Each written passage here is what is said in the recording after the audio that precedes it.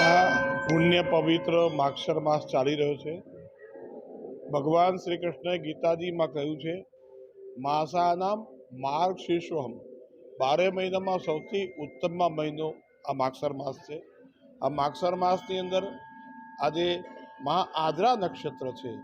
આ નક્ષત્ર ખૂબ મહત્વનું છે। આ નક્ષત્ર દિવસે સૌ પ્રથમવાર ભગવાન શિવજીના લિંગ સ્વરૂપે પ્રગટ થયા હતા અને એમની સૌ પ્રથમ વખત બ્રહ્મા અને વિષ્ણુએ પૂજા કરી હતી। ત્યારબાદ આ લિંગ પૂજાનો બહુ મોટો મહિમા છે।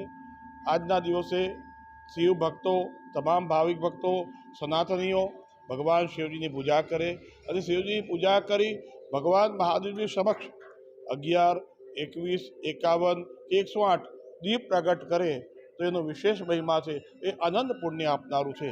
આજનો મહત્વનો દિવસ છે।